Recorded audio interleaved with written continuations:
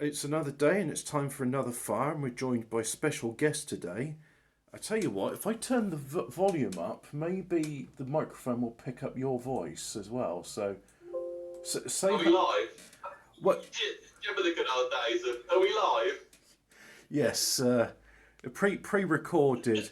Oh, there's one correction I wanted to make. I've decided from now on, every Ash Day is going to be talking in French Day.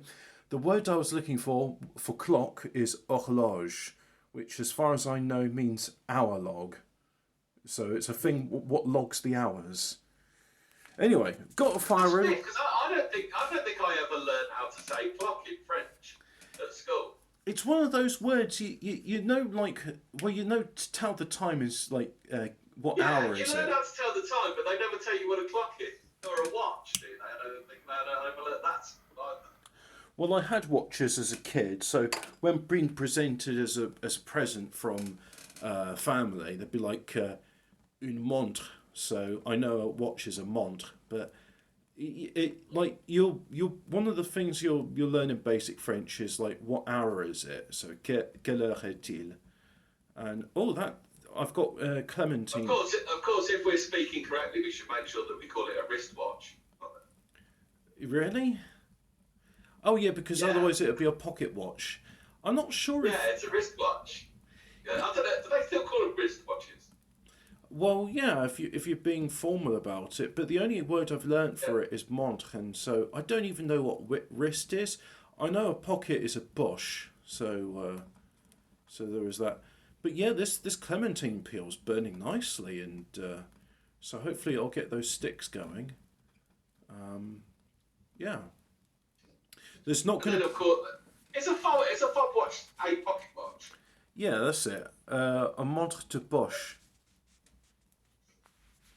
I could ask Google Translate and it'll probably tell me better what it is, but I like guessing as well because a lot of the time it's fun to amuse the French with. It's like, well, you're speaking French, but you're not speaking French what I is used to, and that's confusing me.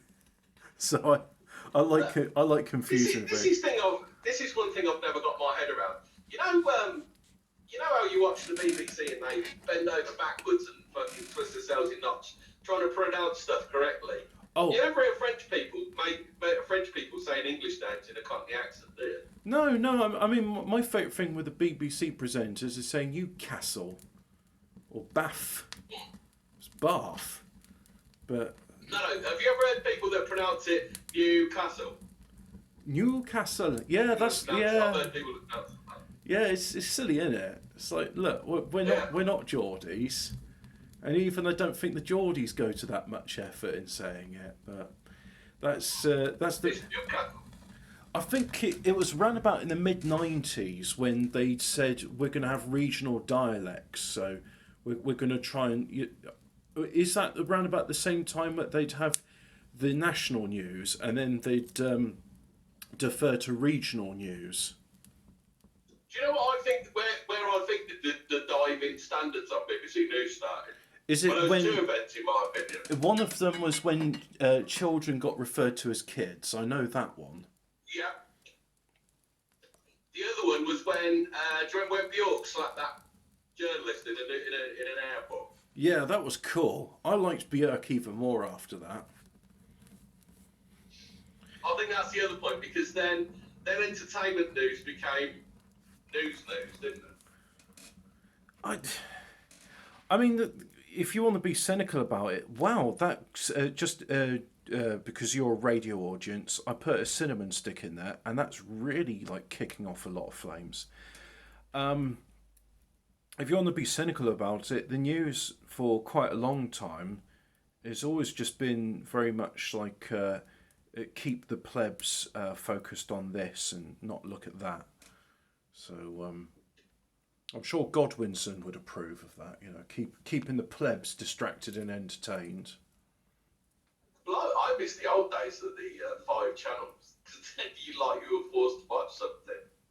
Yeah, and the thing And is, like I remember being a kid and just being in front of the telly and watching. I don't know whether what's that program with Brian Walden where he used to interview like the political people of the day. It was on ITV. I can't remember what it was called. I Uh, I didn't really watch I can't ITV. remember. The one I used to I enjoy. used to when I was little. I used to sit and watch like interviews with like politicians and like Maggie Thatcher and people like that because that was what was on TV while I was playing with Star Wars figures or whatever. Yeah, yeah. Oh, the one I particularly enjoyed was it was like a proto YouTube, and it was like 10 minutes on BBC Two late at night, and it would just be like various user submitted videos they'd done on their camcorders, and most of it was like forgettable trash, like most of YouTube is. By the way, hello YouTube. Um, but Hello, Susan. yeah. Oh, there's a news article from 2016 where she said she wanted to ruin YouTube because she was like really serious about global warming and everyone's taking the piss out of her. So she was like, right, I'm going to disable comments, the dislike button, and I'm going to get rid of all conspiracy theories because they're too distracting from kitten videos or Imagine holding those two competing thoughts in your head, like that you're going to save the planet, but you also run YouTube, which is I should imagine that's competing with Google for the most amount of like networking space, isn't it? You know, all those networking farms, you know, where all that cooling that's required and all that electricity. To say hypocritical, I don't think it passed muster anymore because, like, I couldn't. I don't want to use too much hyperbole now, because. I mean, because how would you call like an industrial network farm? You must be using like gases to do that rather than just like straight up heat exchangers. There's probably like an industrial-sized nuclear power plant, or more than one, to power YouTube. There's probably like somebody who has to like club baby seals to use the tears as a special like coolant solution, and you can only get so basically like someone like Godwinson is going around bashing baby seals in the face with a club, so that YouTube can run because it's like it needs this one ingredient from seal blubber. Otherwise, the bearings and the fans will seize up and it'll burst into flames. Well, you know, Godwinston's gone from like low hanging fruit like BBP and Ward's. He's going for the real heavy hitters now, like Gator and Paulie Frog. Yeah, which is like probably good, and I don't know how true this is, but I'm told that he stopped doing cocaine, and I'm not saying if that's true or not. I've just noticed the quality of his output is somewhat lacking in recent months. Well, I was going to say, he's like, everyone has that one bloke that they know who used to be a right laugh when they were drunk and then they go teetotal and nobody really wants to speak to them again. Yeah. I mean, fair play. You can't use drugs forever because it puts a toll on the body and the spirit. So, congratulations for staying so. Oh, speaking of which, have you seen Lisa Marie Presley's death? His daughter. Safe and effective, died suddenly of climate change, I believe. Yeah. And I'm not going to say more than that on YouTube because we know. I think she was making. I heard she was making a bed too vigorously. I thought it was sudden climate change because. She watched the game of football. She watched the game of football, then went and made her bed. Is how I heard it happen. No, she's American. So are you referring to American hand egg or international football? Well, I've only known that scientists have checked soccer, what the Yanks would call soccer. So yes. To say English football, because I don't know if the scientists have checked. What the Americans. So I can only say, What the Americans refer to as soccer, which is the sport of hitting a ball, which is a ball as opposed to something that's egg-shaped, it's ball-shaped, with one's foot. Yes, that sport. Yeah. Is, as opposed to carrying it over a line, which is football in America. Hand egg. What is the etymology of the word soccer? Do you know? I don't. I know. I've got no idea. I know. Is it because you sock? Is it because you sock it? Yeah, but you don't really. Sock as in like used to be hit, didn't it? I mean. I don't know. It's the only thing I can think of. Yeah, because the thing is, before like soccer, which was invented in the 19th century, there was football, which was just here's the ball, get it to your village by any means necessary. And in fact, they still practice that game of football in, I think is it Aldershot, or there's Well, one. you also we were the last of the party because apparently the Chinese invented association football. Oh, did they? Association football was invented by the Chinese, not by the English who created association football. Is this the thing is, like, when FIFA are talking about football, they're talking about association football, which was created by us. When they say they created this sport of association football, is that like, oh yeah, we created gunpowder? It's like, no, you didn't. You didn't use it in guns. You just made something that made fireworks go off. We made gunpowder. Yeah.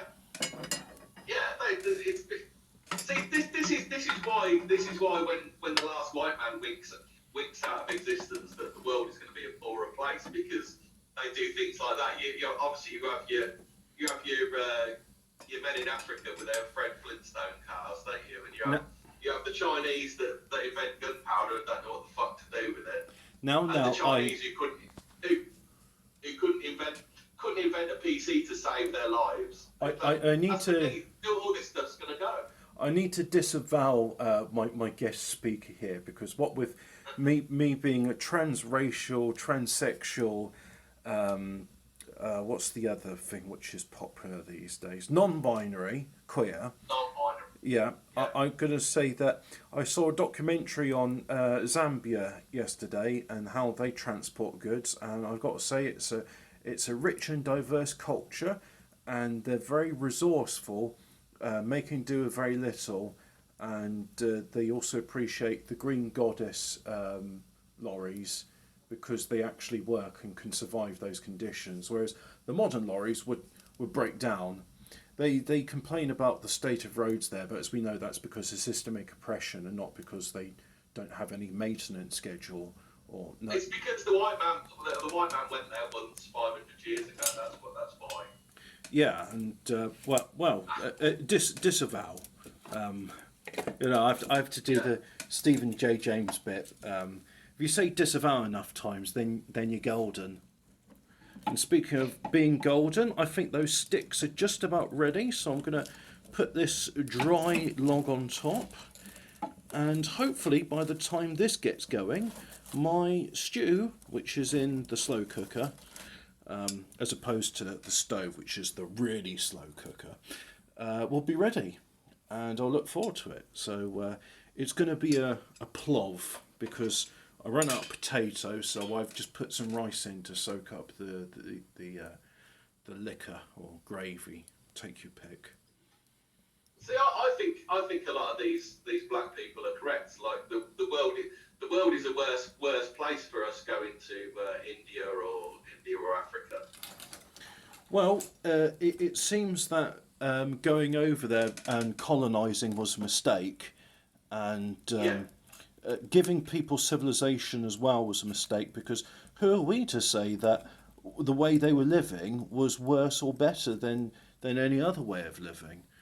No, not only that, if we'd never gone there, they wouldn't have wanted to come to our countries, would we? So there we go. It would have been a better place, because they just come to England and they're just oppressed, ground down, literally murdered just for being female or black, aren't they? Well, I know some people disagree with the notion of systemic oppression, but I can say that they definitely suffer environmental oppression, because now this may sound racist, but it comes from a place of love and celebrating diversity and how we're all unique and equally special.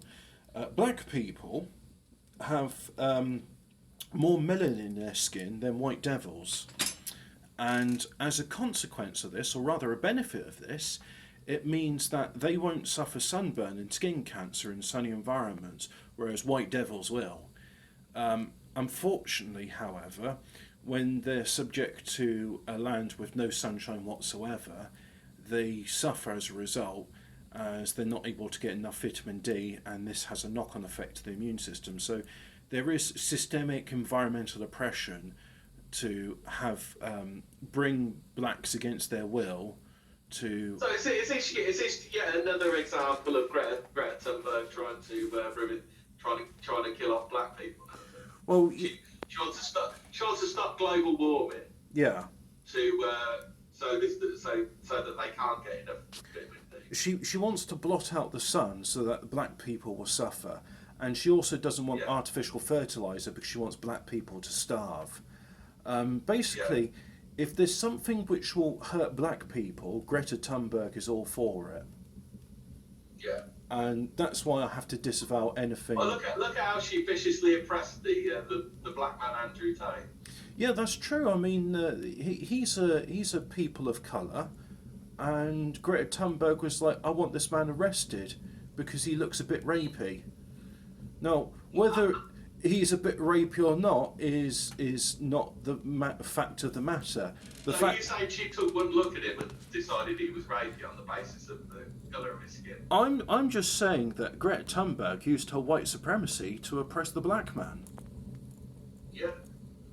Institutional privilege. Yeah, she's got all this white privilege, and she's using it to oppress minorities. And I mean, I for one, I don't, as a transracial. I mean, like I said, I am Eritrean. Look, there's my hand picture again, as you can see. I'm as Eritrean as you and me. And what is your bubble phone? Well, we don't talk about the Bobo phone. And of course, I mean, being that I'm, an entrepreneurial Eritrean black man of colour, I hire a white devil to do all my voice acting for me. So all these videos get ADR'd in later, and I just have him read off the script.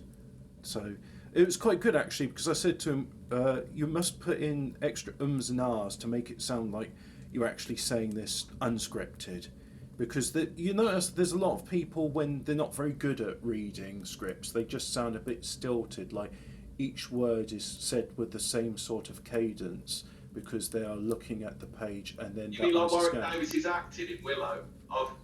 I've been watching a few reviews of Willow, and my God, is his acting good. Have you seen it? Well, no, but I've seen him in Leprechaun and I thought he did very well in that. Oh, well, I don't know what it is, but his acting's taken a real downhill. He's literally acting like this. Is he using his white supremacy and white privilege to just coast on? I think the hacker known as 4chan did get to him and give him that kick in the throat. And so now he can't act anymore because. Yeah.